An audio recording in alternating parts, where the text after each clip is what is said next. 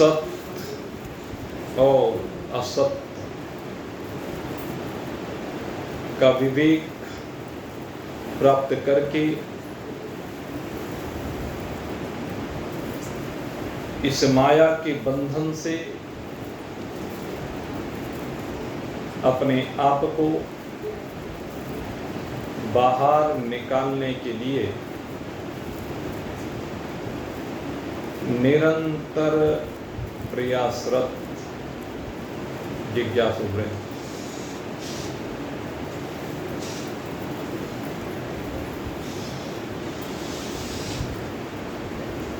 आज एक बड़ा ही शुभ दिन है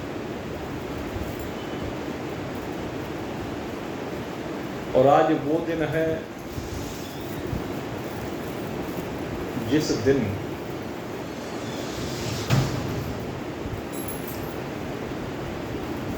इस जगत के प्राण,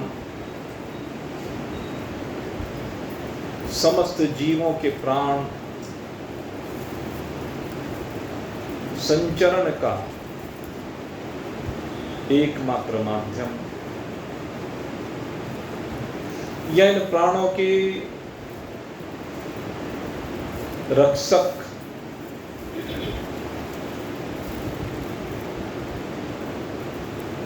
सबके अंदर प्राण रूप में विद्यमान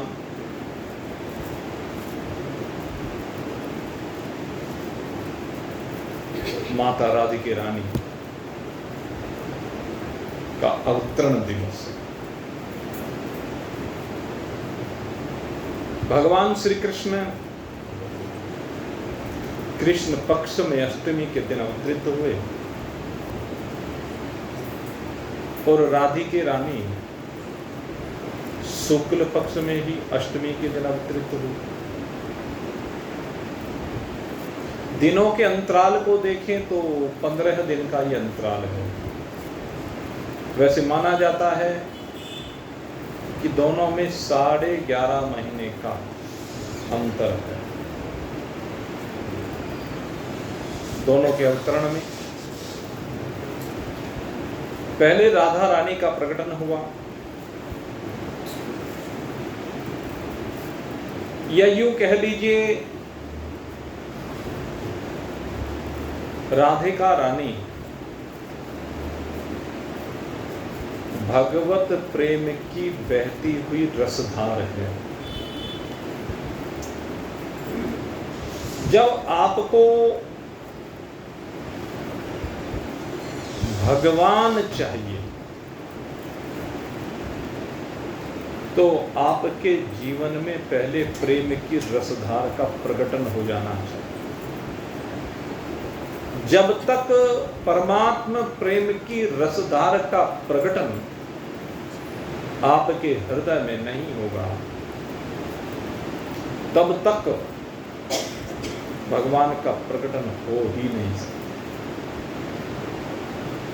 इसलिए भगवान के प्रकटन से पहले इस प्रेम की रसधार का प्रकटन होना अनिवार्य है। ये प्रेम ही है जो भगवान को आने के लिए विवश कर देता है।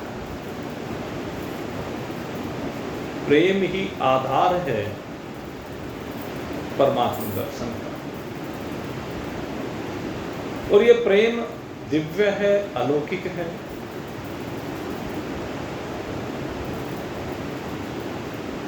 और इसको वाणी के द्वारा प्रकट नहीं किया जा सकता। वाणी के द्वारा इसका रूपांतरण नहीं हो सकता, क्योंकि ये तो अनुभूति है। जैसे वायु एक अनुभूति है, जैसे करंट का लगना एक अनुभूति है। किसी भी पदार्थ से निकलने वाली सुगंध का एहसास वो एक अनुभूति है। ऐसे ही ये परमात्मा प्रेम भी एक अनुभूति है, और जिसको ये अनुभूति होने लगती है, उसके तार जोड़ते चले जाते हैं। इसलिए हृदय में प्रेम को उत्पन्न किया।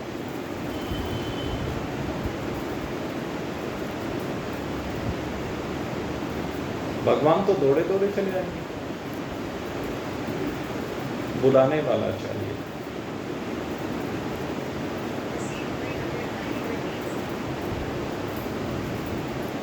जब प्रेम के साथ आप आह्वान करेंगे तो निश्चित रूप से दौड़े चले आएंगे। और प्रेम कैसा हो कि आपके और आपके प्रियतम के बीच में कोई गैप ना हो, दोनों के बीच में कोई पर्दा ना हो, दोनों एक हो जाए। मैं तुझे देखूं तू मुझे देख, देखत देखत हो जाए एक। दिल से दिल के तार ऐसे जुड़े हों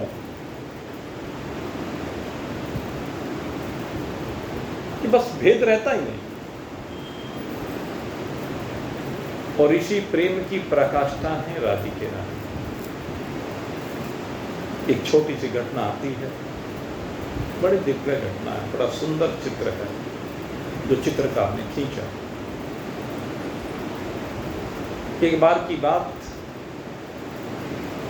भगवान श्री कृष्ण द्वारिका में शयन कक्ष में विराजमान है। रात्रि का समय हुआ, शयन का समय निकट आया तो रुक्मिणी जी भगवान के लिए दूध तैयार करके लेकर के आए। दूध को भगवान के बगल में रख दिया, जैसे कि रोज सब घरों में होता है। दूध गर्म किया और रख दिया, तो रुक्मिणी जी ने भी ला करके रख दिया कि जिस समय भगवान की इच्छा होगी ग्रहण कर लेंगे। तो वो जो दूध रखा, अक्सर आदत है कि गर्म करके लाए और दूध रख देते हैं, भाई थोड़ी देर में ठंडा हो जाएगा। लेकिन उस दिन वो भगवान ने जैसे रुक्मिणी जी लेके आई, तुरंत भगवान ने उठाया और उठा करके भगवान ने तुरंत उसको पी लिया। और जैसे पिया, अब वो तो पकता पकता दूध था, अभी अभी गर्म करके लाई थी। और जब जैसे ही भगवान ने दूध पिया और गर्म दूध, तो तुरंत मुख से निकला राधे राधे राधे। और जब राधे राधे मुख से निकला, रुक्मिणी जी कहने लगी दूध तो मैं लेके आई, नाम राधे का ले रही है। भगवान नाम राधे का ले रहे, राधे को पुकार रहे हैं। आखिर ये राधे है कौन? आई भगवान के पास, कहने लगी प्रभु ये राधे राधे क्यों पुकार रहे हो? कहते हैं राधे मेरी संरक्षिका है। ये क्या मतलब? तो मेरा संरक्षण करने वाली है, मेरे प्राण है, मेरे प्राण तो राधे में ही बसे हुए हैं। कहने लगे क्या मतलब? कहते आज तो बस जान चली ही जाती, राधे ने ही बचाया। ऐसा क्या हो गया जो भगवान के प्राण चले जाते? तो राधे ने बचाया। कहने राधे है कौन? कहने की ब्रिज की एक भोली भाली गोपिका, बचपन में हम साथ खेले, साथ पले बढ़े, कहाँ रहती है? वहीं ब्रिज में। कहने लगे आज उस राधे को ही देखूंगा। देखा, अब पहुंच गई और जाकर देखा राधिका रानी को, अब राधिका रानी को जाकर देखा तो उनकी सेविका ने रोका कि ये क्या बात है कि वे वो राधे से मिलना चाहती है। कहते राधे से तो नहीं मिल सकती इस समय। क्यों? सो गई क्या? कि नहीं, सोई हुई नहीं है, जाग रही है, पर इस समय वो ठीक नहीं है। मैं क्या कहने, मैंने कहा वो ठीक नहीं है, इस समय आप नहीं मिल सकते। नहीं, मुझे तो अभी मिलना है।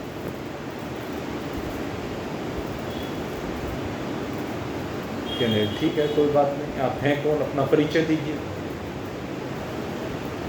कि मैं भगवान श्री कृष्ण की पटरानी हूँ, रुक्मिणी। कहले भगवान श्री कृष्ण की पटरानी, और यहाँ किस लिए आया? कि राधा से मिलने आई। मैं उस राधा को देखना चाहती हूँ, मैं उस राधा से मिलना चाहती हूँ। कहने लगी ठीक है, मैं जरा जाकर उनको सूचना देकर आती हूँ। दासी ने जाकर के सूचना दी।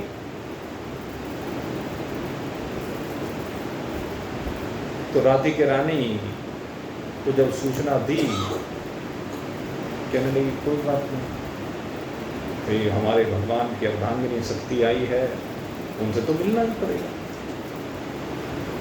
कोई बात नहीं, तुम एक काम करो, उनको बुला लो। राधिका रानी ने एक झीनी सी चादर और लेट गई, लेटी हुई तो थी।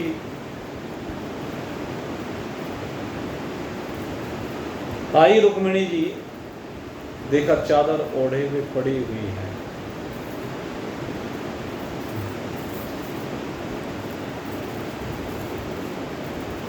जब चादर ओढ़े हुए देखा, कहने लगी क्या बात, चादर क्यों ओढ़ रखी है?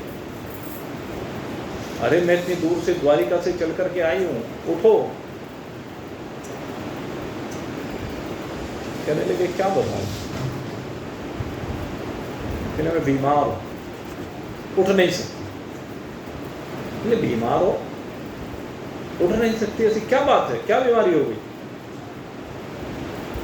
खैर रुक्मिणी जी ने देखा तो सारे शरीर के ऊपर फोके पड़े हुए थे, छाले पड़े हुए। कहने लगे अरे तुम्हारा तो बड़ा बुरा हाल है, सारा शरीर जल गया है, छाले पड़े हुए हैं, लेकिन ये शरीर जला कैसे ऐसे? हंसने लगी राधिका रानी। कहले हंसती क्यों? कहले बात ही हंसी की है, खुद ही जलाती हो और खुद ही पूछती हो। खुद ही जलाती? अरे पहली ना बुझाओ, सीधी सीधी बात बताओ। मेरी तुम्हारी तो आज पहली मुलाकात हुई है, आज से पहले तो हम कभी मिले नहीं, मैंने तुम्हें कैसे जला दिया? तुम्हें पता नहीं और तुमने जला दिया। कैसे जला दिया? कहने लगे आज जो भगवान को तुमने गरम गरम दूध पिलाया, वो पकता पकता दूध था, उफनता हुआ दूध ला करके रख दिया तुमने, कि हाँ रखा था। कहने लगे उसको भगवान ने भोग लगाया, ये उसी का परिणाम। कहने लगे दूध भगवान ने पिया और छाले तुम्हारे शरीर पर पड़ गई, कि हाँ उन्होंने मुझे पुकारा। जब वो दूध पी रहे थे वो गरम गरम, तो उन्होंने पुकारा राधे राधे राधे। अब जब भगवान ने पुकारा तो मुझे तो जाना ही पड़ेगा। मैंने उस दूध को जो भगवान श्री कृष्ण ने पिया, मैं उनके अंदर जाकर के विराजमान हुई, वो मेरे सारे शरीर पर तुम्हारा दिया हुआ दूध बढ़ता चला गया, उसी का परिणाम है। रुक्मिणी ने देखा ओ कैसी अभिन्नता है, कैसी एकरूपता है, कैसी भेद रहितता है। राधे तुम्हारे बारे में सुना था, आज तुम्हें देखा तो मेरी समझ में आ गया, तुम्हारे इस अनन्य प्रेम के कारण से परमात्मा भी तुम्हारे अधीन हो गए, मेरे कृष्ण भी तुम्हारे अधीन हो गए हैं। राधे तू बड़ भागिनी, राधे तू बड़ भागिनी, तूने कौन तपस्या कीन, तीन लोक का तारण तरण है तेरे याद। ये तेरे तपस्या का परिणाम है, लेकिन वो तपस्या तू मुझे भी बता दे। आज मैं तेरे चरणों में प्रणाम करती हूं और तुझसे पूछती हूं, वो कौन सा सूत्र है, वो कौन सा फॉर्मूला है जिसके द्वारा तू भगवान के हृदय में वास करती है। भगवान के साथ तेरी अभिन्नता है, एक रूपता है, तुम दोनों में कोई भेद नहीं कर सकता है। आखिर वो कौन सी तपस्या है? सूत्र दे दिया राधिके रानी ने। रुक्मिणी, तू ये अभिन्नता चाहती है, तू ये एक रूपता चाहती है, तो इस देह की सीमा से बाहर निकलना पड़ेगा। जब तक देह की सीमा में रहोगी, तब तक भगवान के साथ एक रूपता नहीं हो सकती। जब तक देह के संबंधियों के साथ तुम्हारा जुड़ाव रहेगा, ये एक रूपता नहीं हो सकती। संसार से विलगाव ही परमात्मा से जुड़ाव का एकमात्र रास्ता है। ये सब असत्य है, ये सब झूठा है, ये सब मिथ्या है, जिसमें तुमने चित्त को रमा रखा है। जो पंचकोश जिनकी सीमाओं में तुम बंधे पड़े हो, इन पंचकोश की सीमाओं से बाहर निकलो और जो पंचकोशातीत मेरे कृष्ण है, परमात्मा है, तभी तुम्हें उनकी अनुभूति अपने आप में होगी, अपने साथ होगी। तुम्हारा और उनका भेद मिट जाएगा। ये कोष क्या है? कहते कोष वो हैं जो दिखते तो हैं लेकिन है नहीं। नासतो विद्यते भावो। कोष क्या है? दिखते तो हैं लेकिन वास्तव में है नहीं। जैसे मृग मरीचिका का जल दिखता तो है पर होता नहीं है। आकाश में नीलता दिखती तो है पर होती नहीं है। रज्जु में सर्प दिखता तो है पर होता नहीं है। सिनेमा पर पात्र दिखते तो हैं पर होते नहीं हैं।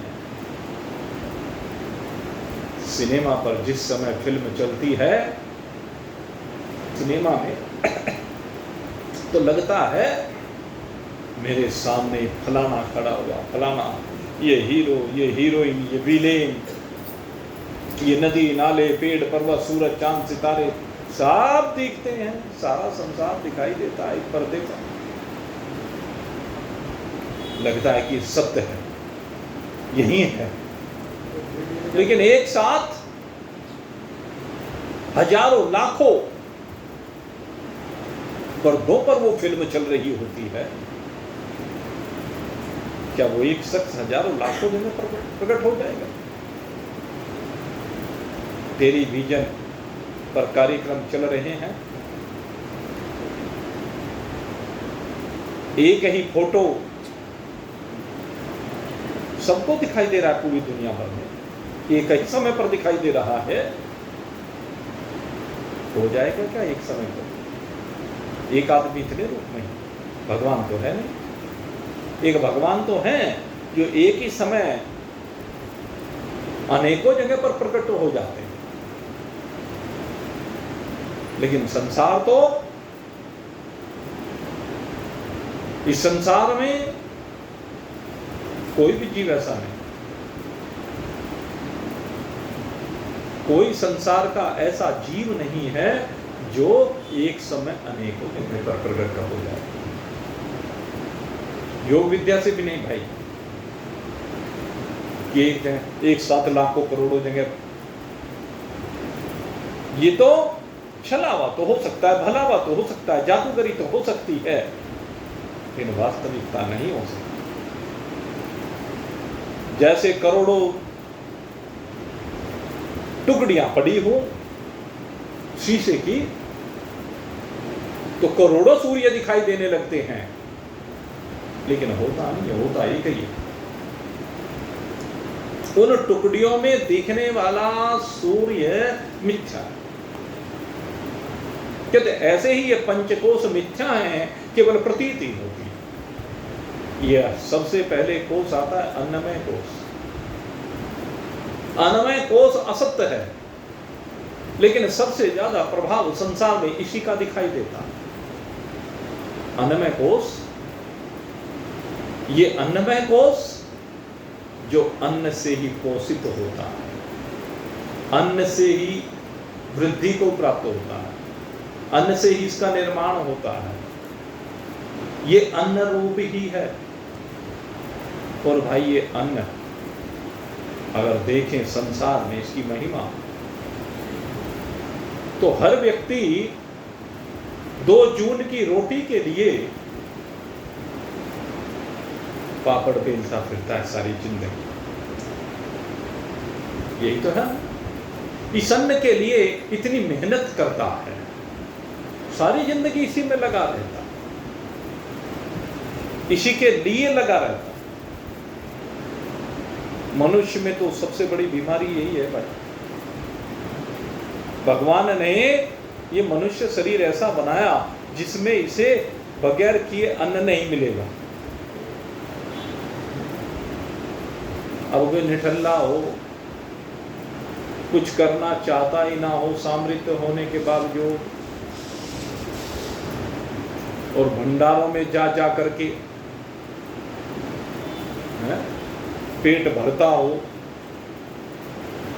कोई पाप नहीं, प्रसाद है। लेकिन असमर्थ लोगों के लिए, सामर्थ्यवान के लिए नहीं। भंडारों में जाकर के पेट भरना, वो भंडारे गरीबों के लिए खुले हुए हैं। भंडारों में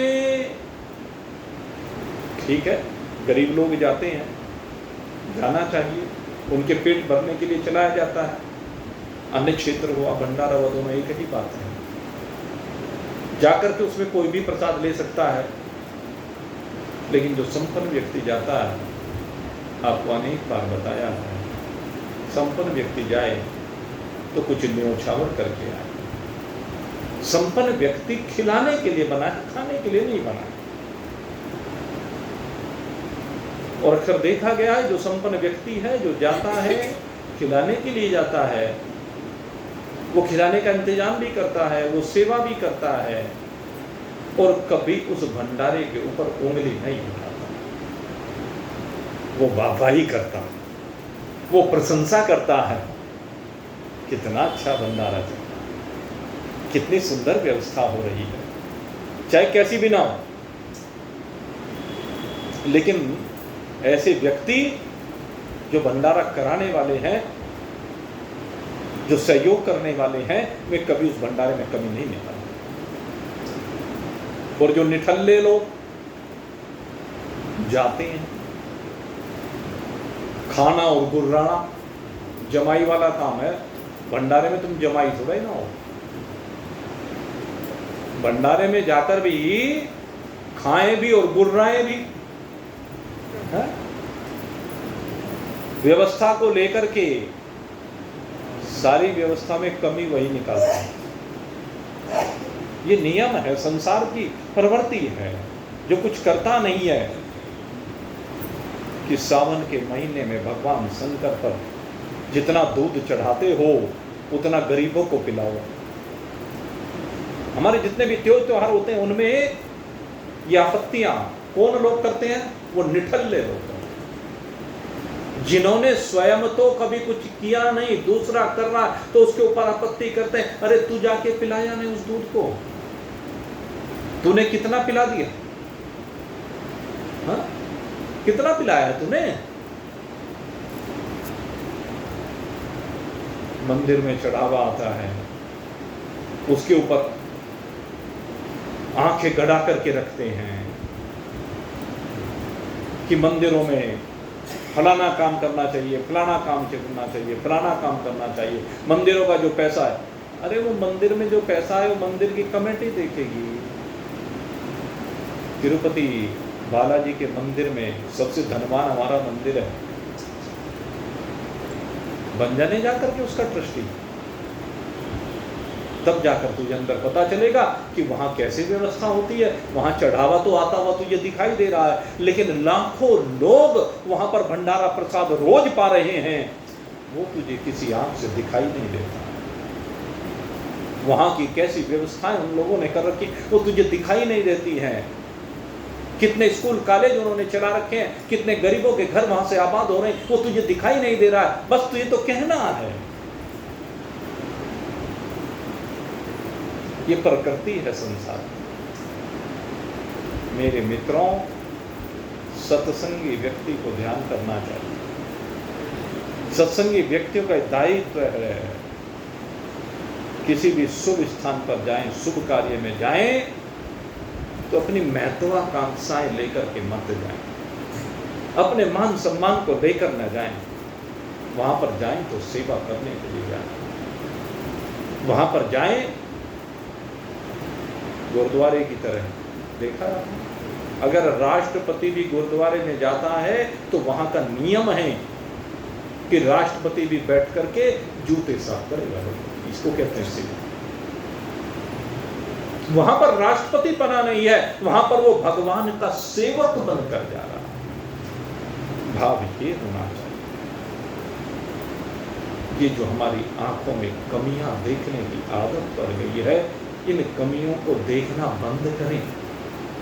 पीछे छिपे हुए व्यवस्थाओं को देखें, कितनी मेहनत कोई करता है, दिन रात एक करके अपना धन लगा करके व्यवस्थाओं को करता है। और मान लीजिए भंडारा शुरू किया, 4 आइटम बनवाए, अब 4 आइटम में एक आइटम खत्म होने लगा तो 3 रह गए, 3 में एक और खत्म होने लग गया तो 2 रह गए। जो बचा वो आखिर तक चलता रहता है। अब आखिर में रहने वाले के पास एक आइटम बचे और वो एक आइटम को लेकर के कोई कहे बताओ मेरे साथ भेद कर रहे हैं, फलाने को तो 4 आइटम दिए, मुझे एक आइटम दिया।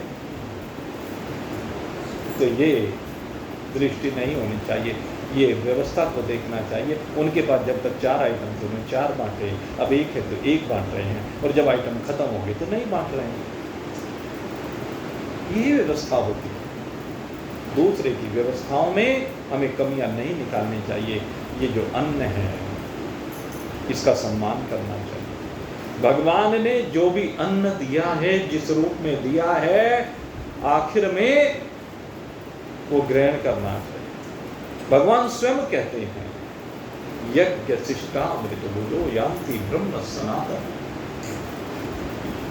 आप जो ग्रहण कर रहे हैं वो अन्न आपको उस परमात्मा की प्राप्ति कराने वाला होगा। मां राधिके रानी रुक्मणी जी को कह रही है कि तुम्हें परमात्मा को प्राप्त करना है ना, तो अंत में जो बचा हुआ बचे। यज्ञ शिष्टामृत भुजो यान्ति। आपका जीवन यज्ञ में है, रोज आप यज्ञ करते हैं, सबको खिलाने के बाद जो कुछ बच जाए, उस बचे हुए में चाहे कुछ भी बचे, आपने चाहे जितना अच्छा मन लगा करके तैयार किया और आपका मन हुआ कि आज तो भाई पनीर की सब्जी बनाई जाए, आज तो फलानी सब्जी बनाई जाए, आज फलानी सब्जी बनाई जाए, बड़ी स्वादिष्ट सब्जी बनाऊंगी आज तो बस खाने में मजा आ जाएगा, और सबको खिलाने के बाद वो स्वादिष्ट सब्जी बाद में बची नहीं, तो मन महसूस कर नहीं। जो बचा है उसे भगवान का प्रसाद समझ करके खाइए, आनंद आ जाएगा। आनंद तभी आता है। अगर भगवान के प्रसाद को ग्रहण करोगे तो आनंद आएगा, और भोजन को ग्रहण करोगे तो कभी आनंद नहीं आएगा। आनंद प्रसाद में आता है। तो मेरे मित्रों, जो भी अन्न भगवान ने व्यवस्था के तहत हमें प्रदान किया है, उससे, क्योंकि ये शरीर बना है, अन्न में ये शरीर है और एक दिन नष्ट हो जाने वाला है, सबको पता। ये अन्नमय कोश जो अन्न से बनता है, अन्न से पोषित होता है, अन्न ही इसका अस्तित्व है। अन्न नहीं है तो एक क्षीण होने लगता है, विनिष्ट हो जाता है, और एक दिन भाई सबका विनिष्ट होना ही है, सबको पता। अन्न रूप ये शरीर, जब ये विनिष्ट होना ही है, एक दिन चिता पे रखा ही जाना है, तो काहे के लिए इस अन्न के लिए सारे दिन परेशान हुए फिरते हो, इसकी क्वालिटी को देखते फिरते हो? ये भाई मिथ्या है। जल करके लकड़ियों में राख होना ही रोना है। अन्न की वास्तविकता तो यही है। रोज विनिष्ट हो रहा है, रोज बन रहा है, रोज विनिष्ट, रोज बन रहा है, रोज। और जिह्वा तक स्वाद है, जिह्वे के बाद तो कोई जानता ही नहीं स्वाद क्या है। जब तक जिह्वा पर नहीं पहुंचा, यहां तक भी आपने खोल रखा, आपको टेस्ट का पता नहीं चलेगा। आपकी जिह्वा पर कितनी देर रहता है भोजन? कोई भी स्वादिष्ट वस्तु जिसे आप कहते हैं, कितनी देर रहती है? इसलिए स्वाद को अपने जीवन से बाहर किया। अगर सनातन ब्रह्म को पाना है, यज्ञ शिष्टाम विभुजो यान्ति ब्रह्म सनातन। आपको ये विज्ञान मालूम होना चाहिए कि अन्न से शरीर की रचना होती है, अन्न से इसका पोषण होता है, और अन्न में ही आखिर ये निवृत्त हो जाता है, अन्न रूप। और मैं इस अन्न से लघु में अन्न हो नहीं सकता। राधिके रानी रुक्मणी जी को समझा रही है, तुम अन्न में शरीर नहीं हो। ये अन्न में शरीर तुम्हारी वास्तविकता नहीं है, ये अन्न में शरीर झूठा है। इसलिए अन्न के लिए क्या आसक्ति, क्या चिपकाओ? इसको जहन में बैठाओ, समझो, और समझ करके लिए अन्न के लिए जीना बंद करो। अन्न में कोष की सीमा से अगर बाहर निकलना है तो अन्न के लिए जीना बंद करना पड़ेगा। समय पर जैसा भगवान ने प्रारंभ में लिखा है, मिल गया, यही तो है। भगवान ने आपके प्रारब्ध में जो देना है सो दे दिया। अभी मैं बता रहा था कि पनीर की सब्जी मिली नहीं, आखिर में खाने वाले को खाली। लेकिन प्रारब्ध ऐसा, जैसे ही खाने के लिए गृहिणी बैठी, इतने में लाला जी के घर पर दावत थी, और लाला जी के मन में आया, भाई आज तो बहुत बढ़िया बढ़िया चीजें बनाई हैं, आज पहले भगवान का भोग लगा करके गुरुजी को भोग लगवाना है। मन में भाव आ गया और पहुंच गए उस प्रसाद को लेकर गुरुजी के घर पर। 56 भोग तैयार किए थे, तरह तरह के स्वादिष्ट व्यंजन तैयार किए थे। आ गए गुरुजी के घर पर लेकर के, गुरुजी आपके लिए प्रसाद आया। अरे भाई, मैंने तो अभी अभी प्रसाद लिया है, अब प्रसाद तो आ गया। भाई ऐसा जब आप ले आए हैं तो ग्रहण तो जरूर होगा, इसका भोग जरूर लगेगा। आप चिंतन करें, वो जो गृहिणी जिसने सबकी सेवा की, सबको अपने हाथ से बना करके स्वादिष्ट प्रसाद खिलाया, और वो जो लाला जी के यहाँ से प्रसाद आया, भगवान ने किसके लिए दिया? सोच, बदल गया क्षण मात्र में प्रारब्ध। तो इसलिए प्रारब्ध का खेल है भाई ये अन्न तो। क्षण क्षण में रंग बदले दुनिया, क्षण क्षण में रंग बदल देती है दुनिया। अब वो गृहिणी उस प्रसाद को, गरम गरम प्रसाद को, बढ़िया स्वादिष्ट प्रसाद को उस समय भोग लगाएगी, और परिवार के वो सदस्य जब वो बासी हो जाएगा तब भोग लगाएंगे। होगा कि नहीं होगा? तो प्रारब्ध किसका बढ़िया हुआ उस समय? स्थितियों का बदलाव। आगमापाइनो अनित्य तास्तितिक्ष भारत है। इसलिए समझिए, ये परिस्थितियां तो आने वाली हैं, जाने वाली हैं, क्षण क्षण में रंग बदलने वाली हैं। एक एक क्षण में रंग बदल जाता है। एक गरीब आदमी, रोटी भी जिसको ढंग से नहीं मिल पाती, और अचानक एक पोस्टमैन आया। पोस्टमैन ने आकर के एक चिट्ठी दी। उन्होंने चिट्ठी को खोला, और चिट्ठी को खोलने के बाद देखा उसमें से कुछ कागज निकले। उन कागजों को देखा तो क्या देखा उसमें कि वसीयत थी, एक सेठ की वसीयत। अब वो तो कुछ जानता नहीं था क्या होती है वसीयत, क्या चीज है। किसी पढ़े लिखे आदमी के पास गया, कहने लगे क्या है? लिखा है वसीयत है। कि वसीयत क्या होती है? कहने वसीयत में व्यक्ति अपनी संपत्ति को, जमीन जायदाद को, धन को, बैंक बैलेंस को किस किस में बांटना है, कैसे कैसे बांटना है, वो लिख करके जाता है। कहने तो मेरे पास कहां से? गलत नंबर डायल हो गया, गलत एड्रेस पर आ गई डाक। कहने में अब तो आ गई। कहने अच्छा देखो तो सही किसकी है, जिसकी होगी बेचारे को उसके घर पर पहुंचा देंगे। अब खोली, और खोल करके उसमें जो लिखा हुआ था कि हे रामदास, मैं फलाना व्यक्ति बंबई का, दिल्ली का, जहां का भी सेठ करोड़ी में एक जगह जा रहा था,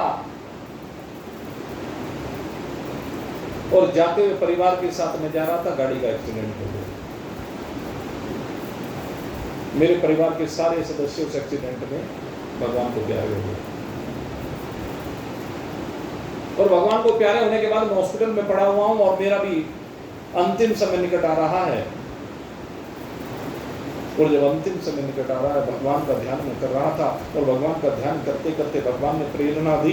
मैंने वकील को बुलाया, और वकील को बुला करके ये वसीयत मैंने लिखी है, और ये वसीयत मैंने तेरे नाम लिखी, और उसके पीछे कारण है। उसके पीछे कारण है। उस कारण को सेठ ने स्पष्ट किया, उस करोड़ी मल ने स्पष्ट किया कि एक बार मैं जा रहा था, और जाते जाते मैं तो रास्ता भटक गया था, रात्रि का समय हो गया था। संयोग की बात है तू मिल गया, और तूने रात्रि में अपने घर मुझे ले जाकर के मेरी जो सेवा की, जो निस्वार्थ प्रेम के भाव के साथ तूने मेरी सेवा की, भगवान ने आज मुझे तेरे दर्शन इस अंतिम समय में कराए। इसलिए मैं अपनी ये वसीयत, अपनी ये जमीन जायदाद, अपनी फैक्ट्री सब तेरे नाम करके जा रहा हूं।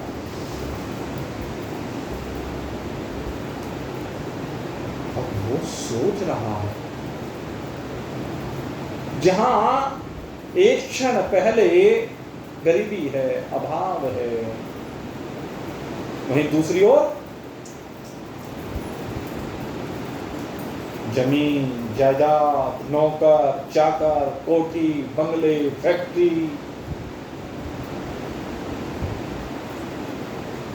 मरणासन अवस्था में सेठ ने सारी वसीयत उसके नाम कर दी। एड्रेस देखा, वो तुरंत वहां से चल दिया कि सेठ का कोई नहीं है। सेठ ने लिखा कोई नहीं है। अरे नहीं है तो फिर उसने मुझे क्यों अपना माना? और जब उसने मुझे अपना माना तो मेरा फर्ज बनता है, मेरा दायित्व बनता है, मैं जाकर के जरा सेठ के एक बार दर्शन करूं और जो मुझसे सेवा हो सकती है अंतिम समय वो करूं। लालची नहीं है, स्वार्थी नहीं है, और पहुंच गया सेठ की सेवा करने के लिए। सेठ की कोठी पर पहुंचा। कोठी पर पहुंचने के बाद नौकर ने बताया कि मेदांता हॉस्पिटल में भर्ती है, कि मुझे सेठ से मिलना है। पहुंच गया। सेठ बहुत दिक्कत में है, हालत बहुत खराब है, क्योंकि सेठ के जीने की इच्छा समाप्त हो गई। अभी मरा नहीं सेठ, परिवार सब ने व्रत हो, लेकिन अकेला है क्या? मैं अकेला जी करके करूंगा क्या? किसके लिए जीऊं? क्यों जीऊं?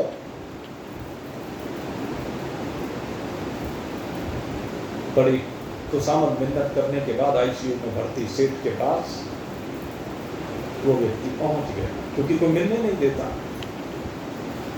गरीब आदमी को तो वैसे ही कोई मिलने नहीं देता, लेकिन उसने प्रार्थना की, निवेदन किया, उसके भाव को देखा, भगवान ने सहायता की, वो सेठ के पास पहुंच गया। और सेठ के पास पहुंच करके फूट फूट करके रोने लगा। सेठ के चरण पकड़ लिए। सेठ ने आंखें खोली, आंखें खोल करके सामने उसी व्यक्ति को देखा।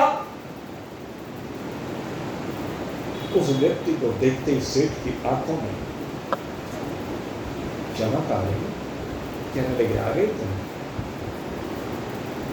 चिट्ठी मिल गई? क्या चिट्ठी मिल गई सेठ जी? लेकिन बड़ा दुख होता है, आपने मुझे अपना माना, लेकिन दुख तब होता है जब मैं आपको अपना ना माना। सेठ भी घबराइए मत, बड़ा दुख है कि सब परिवार के चले गए, लेकिन मैं भी आपके परिवार का ही सदस्य हूं। आप कहीं नहीं जाए, आपके साथ मैं रहूंगा, आपकी सेवा के लिए मैं रहूंगा। मुझे आपकी सेवा के लिए भगवान ने भेजा है। धीरे धीरे संवेदनाएं दोनों की अपनी प्रकाष्ठा पर पहुंची, और उसी का परिणाम हुआ कि सेठ वहीं आईसीयू में खड़ा हो गया।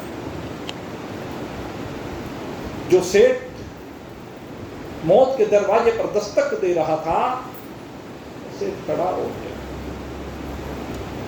भावनाओं का खेल है, समर्पण की बात है, ये प्रेम की बात है। भगवान ने तो बुलावा भेज दिया है, भगवान ने तो वसीयत कर दी है। राज की रानी कहती है, हे रुक्मणी, भगवान ने तो वसीयत कर रखी है अपने हर भक्त के लिए। हर भक्त को संदेश भेजा है कि तू मेरा है। लेकिन उन भक्तों में कोई कोई धर्मदास होता है। जो धर्मदास होता है, धर्म के पथ पर चलने वाला होता है, धर्म को अपने जीवन में उतारने वाला होता है, वह धर्मदास दौड़ा दौड़ा चला जाता है अपने मालिक परमात्मा से मिलने के लिए। और उस धर्मदास के लिए मेरा परमात्मा अपनी बाहें फैला देता है और बाहें फैला करके हे रुक्मणी, भगवान कहते हैं आओ मेरे बालक, आओ मेरे बेटे, मैं तुम्हारी ही प्रतीक्षा कर रहा हूं। और जैसी बाहें भगवान ने फैलाई, वो धर्मदास, वो भक्त, वो भोला भक्त जो परमात्मा प्रेम में सब कुछ भूल बैठा है, जिसे केवल परमात्मा के अतिरिक्त और कुछ भी याद नहीं है, वो आगे बढ़ता चला जाता है, बढ़ता चला जाता है और परमात्मा ने जो बुझाएं फैलाई है, परमात्मा के आगोश में समाता चला जाता है और परमात्मा के आगोश में समा करके उसके और परमात्मा के बीच की दूरी सदा सदा के लिए मिट जाती है। चैतन्य दौड़े तो जगन्नाथ भगवान ने बाहें फैला दी। चैतन्य जगन्नाथ के साथ मिलकर के जगन्नाथ, मीरा दौड़ी, द्वारिकाधीश ने अपनी बाहें फैला दी और मीरा भगवान के हृदय में समा गई। दोनों के बीच का भेद समाप्त हो, दोनों के बीच में कुछ नहीं, क्योंकि एकत्व हो गया। सारा मल, सारा विक्षेप, समस्त आवरण सब निवृत्त हो गए। रह गया तो केवल एक मेरा शुद्ध सच्चिदानंद घन आनंद कण भगवान। हे रुक्मणी, यही है वो सूत्र जिसके द्वारा तू परमात्मा के साथ अभेद हो। मैंने तो यही किया है, तो भी यही था। भगवान सबके हैं, वो कृष्ण सबके हैं। कृष्ण राधा के भी हैं, कृष्ण रुक्मणी के भी हैं, कृष्ण सुदामा के भी हैं, कृष्ण कुब्जा के भी हैं और कृष्ण हमारे भी। राधा अष्टमी के इस पर्व पर मेरे मित्रों, हम राधा रानी से उस प्रेम के भाव को प्राप्त करें जिसके बाद राधा और कृष्ण की एकता जिस प्रकार से हुई, हमारी परमात्मा के साथ एकता हो जाए, कोई भेद ना रहे, एक सौ एक रूप सच्चिदानंद, यही हम सबकी वास्तविकता है और यही सत्य है। बाकी सब असत्य है, झूठा है, मिथ्या है। मिथ्या का परित्याग और सत्य का ग्रहण, यही सार है। इस सार को आप ग्रहण करें और परमात्मानंद का अपने आप में आनंद अनुभूत करें उस परमात्मानंद को। आप सबके लिए बहुत बहुत शुभकामना करते हुए श्री राधाष्टमी की बहुत बहुत बधाई देते हुए यहीं पर आज के सत्संग को अब विश्राम दे रहे हैं। बोलिए सच्चिदानंद भगवान की, मौर मुकुटवंशी श्री राधिके रानी की।